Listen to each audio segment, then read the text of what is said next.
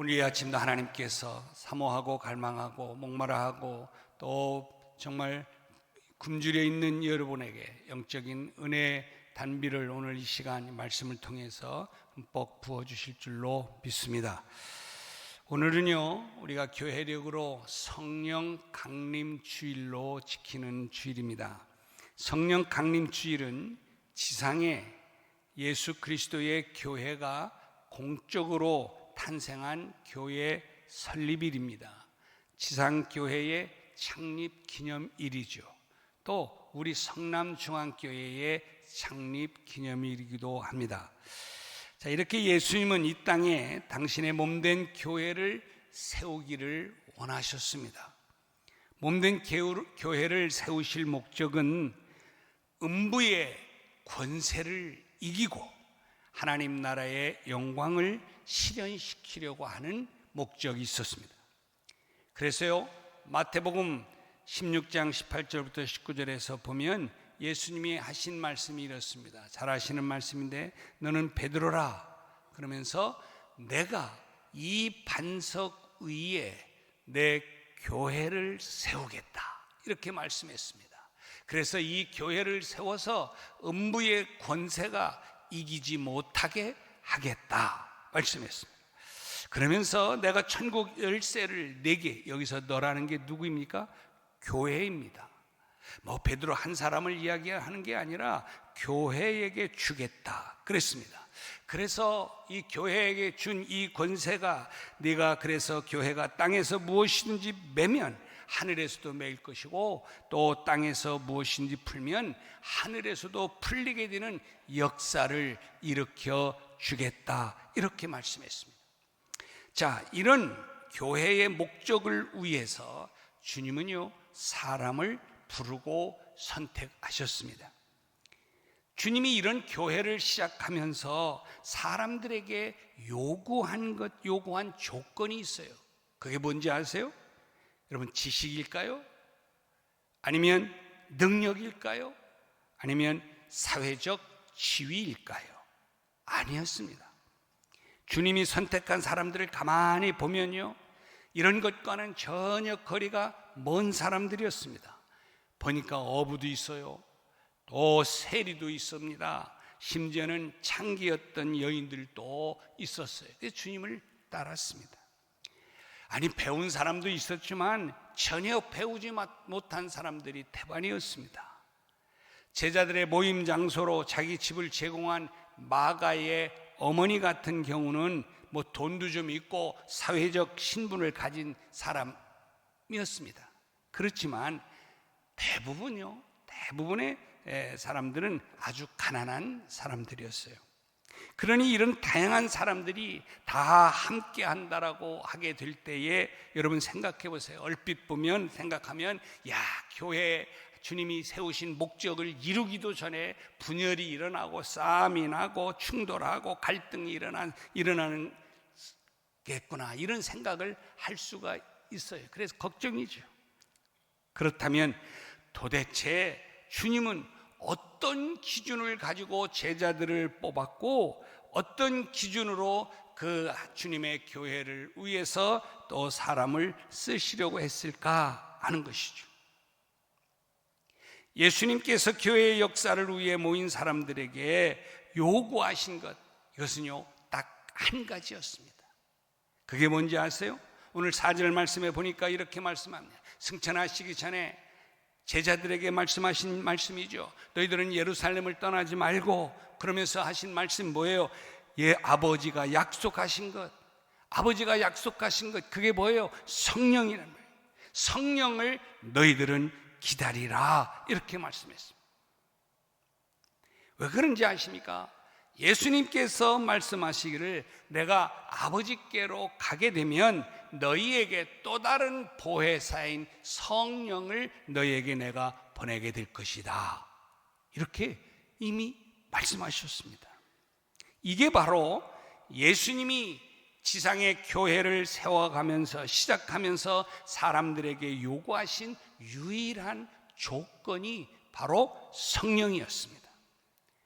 한마디로 말하면 성령이 임하심을 경험하라는 거예요. 성령의 역사하심을 체험하라는 것이었습니다. 그래서 말씀하시는 것이 뭐예요? 오직 성령이 너희에게 임하시면, 이렇게 말씀한 것입니다. 여러분, 예수님께서 지상 교회를 세워가시면서 이제 필요했던 것, 요구했던 것, 다른 게 아무것도 없어요. 이게 전부였습니다. 오직, 여기서 오직이라는 말은 무슨 의미예요? 유일한, 전부, 이런 뜻이잖아요. 그러니까 성령이 임하는 것, 이거 외에는 다른 게 없다. 성령이 임하시는 것이 지상교회를 세우는 데 있어서 그 교회를 세워갈 제자들이 갖춰야 할 전부다, 이렇게 말씀한 거예요. 그래요, 여러분. 성령이 임하시는 것, 이것이 주님의 몸된 교회를 위해서 성도들이 갖추어야 할 전부라고 주님께서 지금 말씀하고 계시는 것이죠. 성령이 임하시면이라고 할 때에 여기 임한다라는 뜻은 무슨 의미냐면 꽉 찬다, 꽉 찼다, 압도한다, 이런 의미입니다. 그러니까 여러분 이게 꽉 차서 압도되어지면 어떻게 되나요? 폭발하죠. 못 견디고요. 그러고서 결국은 어느 한순간에 폭발하는 거예요. 그래요, 여러분. 지금 예수님께서 말씀하시는 것이 그런 의미예요. 너희에게 성령이 충만하게 임하게 되어지면 성령께서 온전하게 전적으로 압도하여서 이 모든 것을 이끌어내신다, 이런 의미입니다.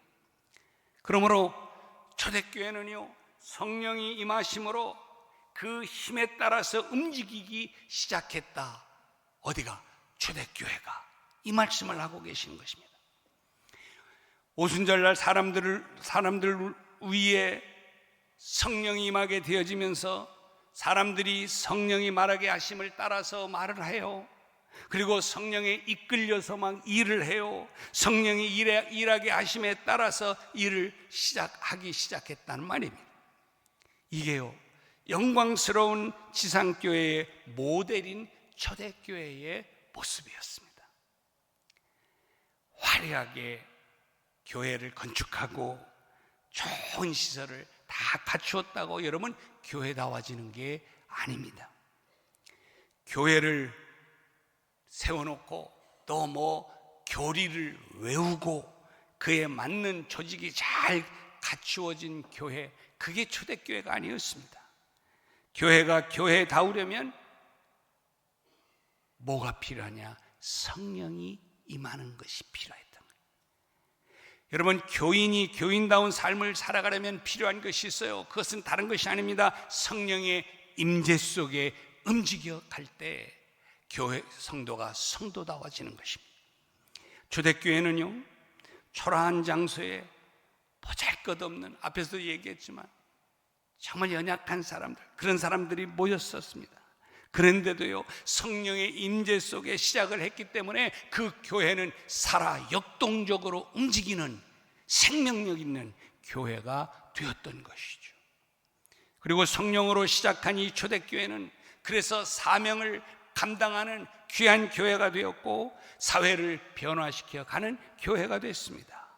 영혼을 구원하는 구원의 방주의 역할을 초대교회가 잘 감당을 했던 것이죠. 여러분, 초대교회는요, 화려한 건물이나 잘 짜여진 조직 이런 게 없었습니다. 그러나 가장 영광스럽게, 가장 역동적으로 살아가면서 열정적으로 일을 했고, 열정적으로 기도했고, 열정적으로 찬양했고, 그러면서 아름다운 변화를 이루어간 교회가 초대교회였습니다. 오늘날의 잘 짜여진 조직과 프로그램을 가진 현대교회가 하지 못하는 일들을 초대교회는 감당했단 말이에요. 어떻게?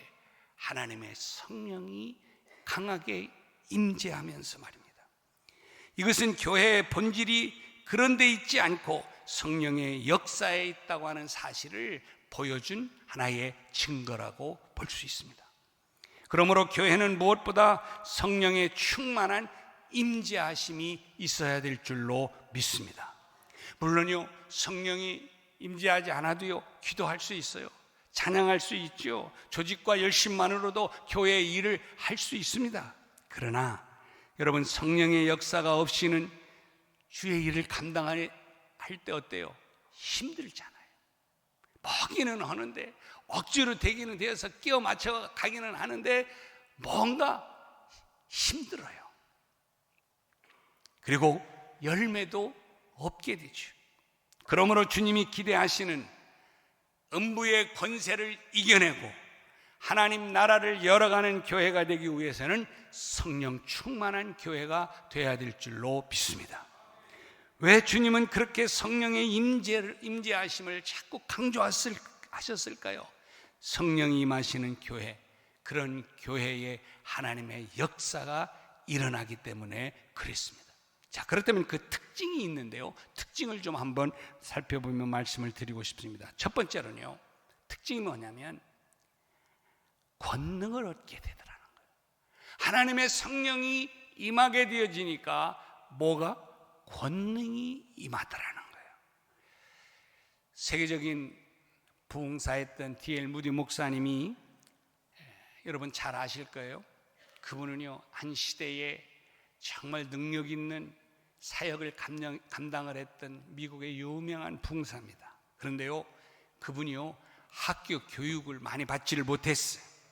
그렇지만 강력한 성령의 역사를 일으키는 통로가 됐었어요. 자, 성령의 능력이 그의 안에서 막 역사하는 사람이었단 말이죠.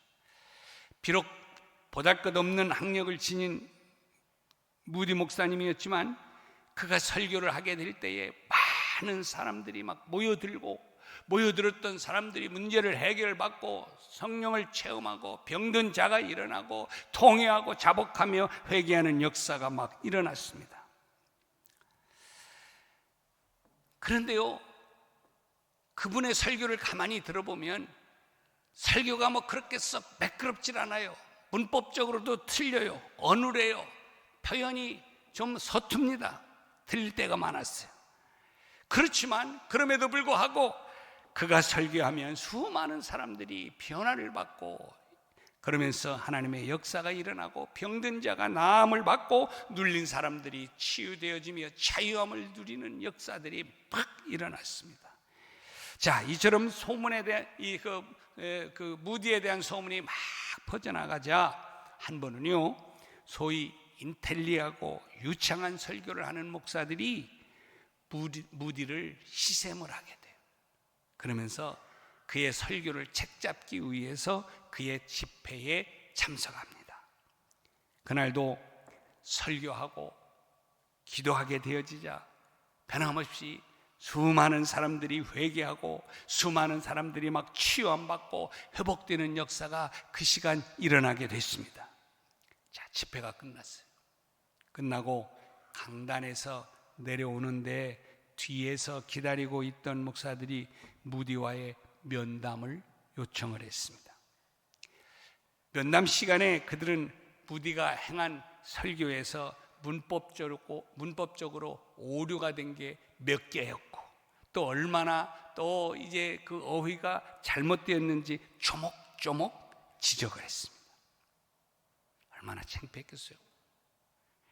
무디 목사님은 그의 말을 다 듣고 나서 이렇게 말을 했답니다. 목사님들, 정말 죄송합니다. 그것은 제가 많이 못 배운 탓입니다.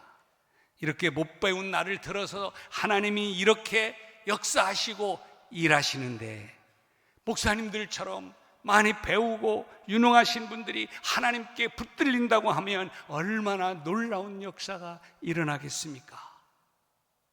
이렇게 그 목사님들한테 대답을 했다는 유명한 일화가 있어요. 그래요, 여러분. 이 무디 목사님에게 임한 것이 뭐였어요? 다른 거 아니었어요. 하나님의 성령의 권능이었습니다. 우리가 많이 배우는 것 중요합니다. 필요하죠. 그러나 그 배움, 그 지식 위에 하나님의 권능이 임하지 않으면 그것이 아무런 의미 없이 그걸 통해서 역사가 일어나는 것이 아니라는 거예요. 마치 아무리 비싸고 좋은 승용차라 할지라도요, 거기에 기름을 충분히 붓지 않으면, 그래서 엔진이 가동되지 않으면 그 차는요, 생기긴 멋지게 생기고 비싼 차라 할지라도요 소용없어요. 고철덩어리에 불과할 거예요.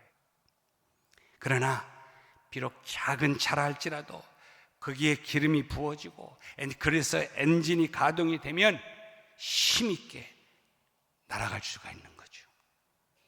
여러분, 오늘 본문 8절에서 말씀하는 게 그 말씀입니다. 오직 성령이 너희에게 임하시면, 오직 성령이 너희에게 임하시면 어떻게? 너희가 권능을 받게 된다.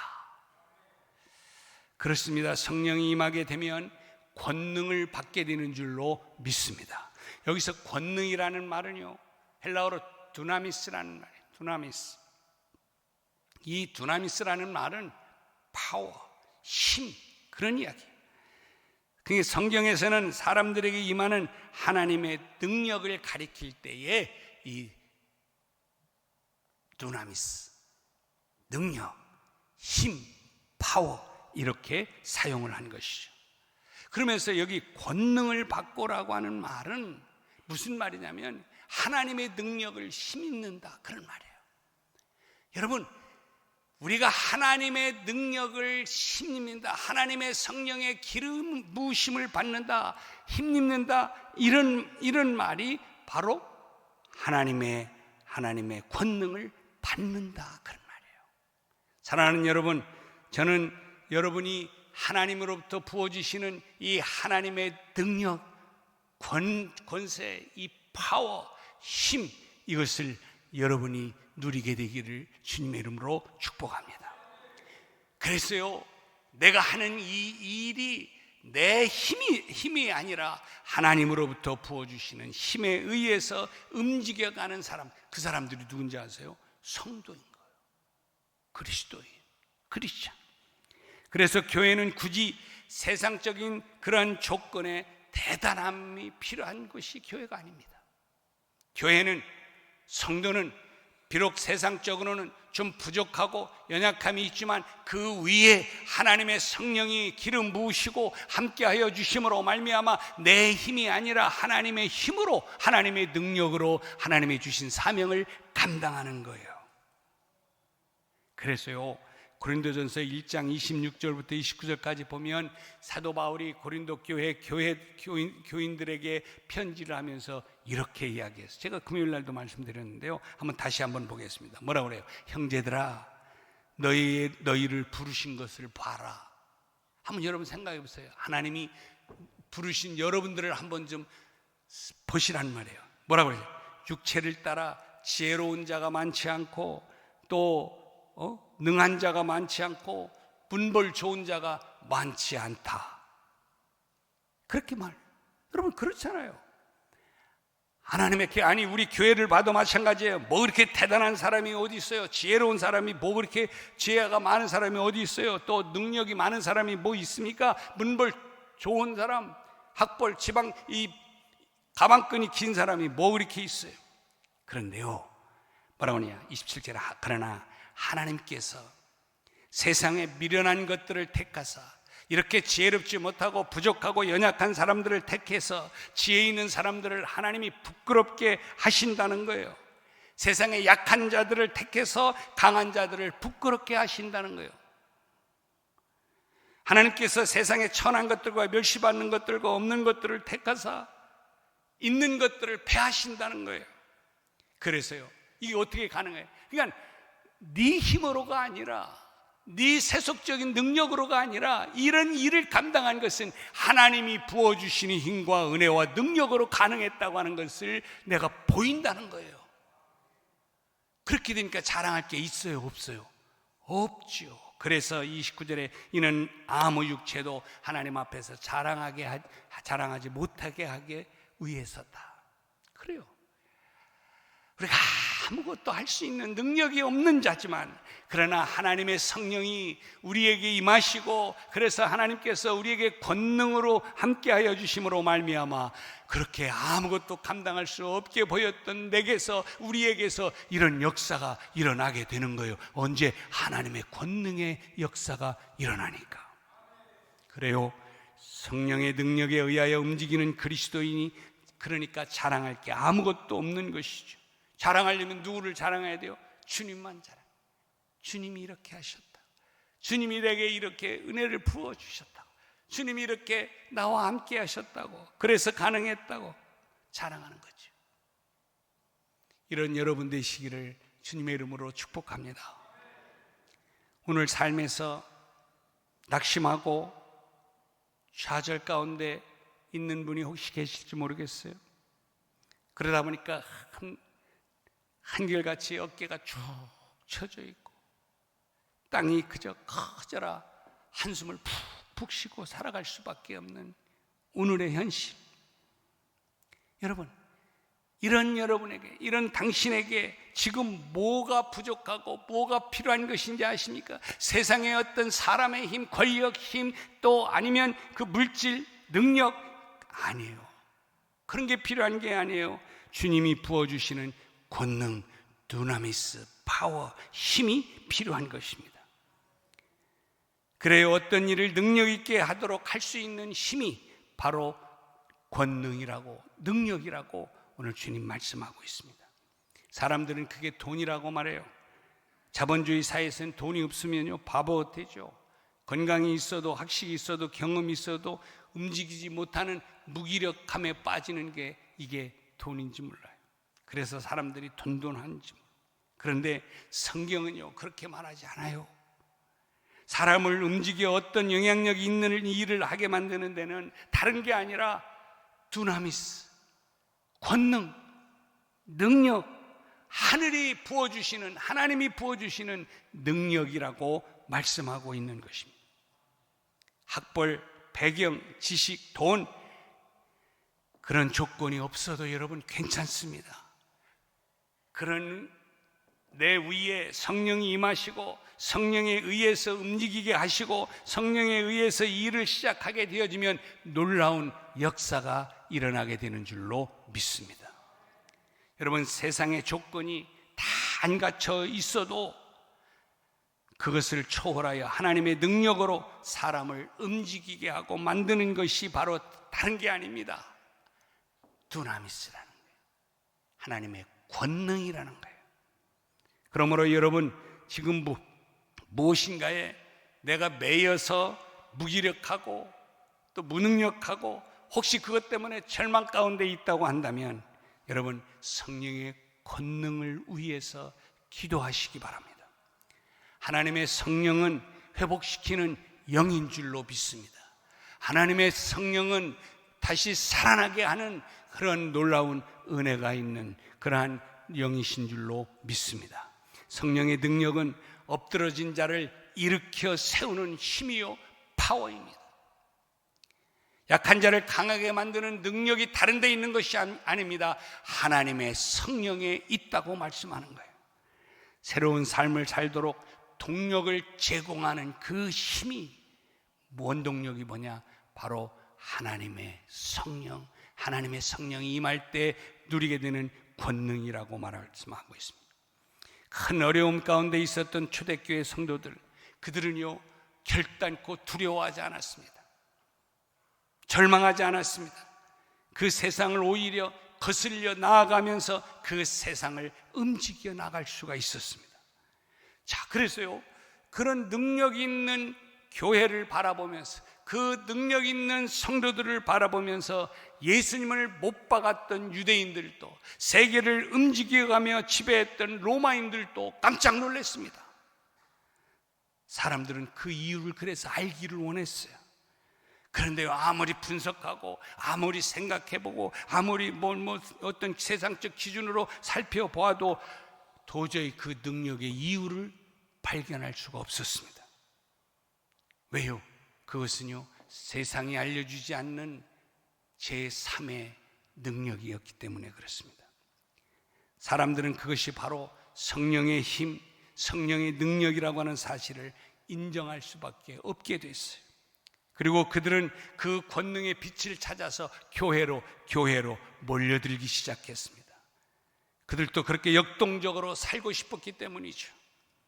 그래요. 그래서 그 초대교회를 통해서 세계가, 로마가 국교화가 이루어지고 세계에 그리스도의 이 복음의 영향력이 퍼져가기 시작한 것입니다. 그렇습니다. 교회는, 성도는 오늘 세상에 어떤 이유, 조건이 없다는 이유 때문에 무기력한 모습으로 주저앉아서는 안 됩니다. 또 교회는 세상의 문제로 주저앉아서도 안 되죠. 교회는 성령의 권능으로 움직이면서 이 땅 가운데 하나님의 구원의 빛과 또 생명을 전해야 되기 때문에 절망 속에 주저앉아 있는 것이 아니라 하나님의 성령을 힘입어서 권능을 받아서 일어서고 살아나야 되는 줄로 믿습니다. 하나님은 이것을 여러분에게, 오늘의 교회에 원하고 계실 줄로 믿습니다. 성령의 권능만이 교회가 교회되도록 만들고 성도가 성도 되어 살아갈 수 있도록 하나님이 역사하신다는 것을 기억하십시오. 그렇다면 여러분 모두에게 이런 하나님의 성령이 임하시는 놀라운 은혜와 축복이 넘쳐나는 역사가 있기를 먼저 주님의 이름으로 축복합니다.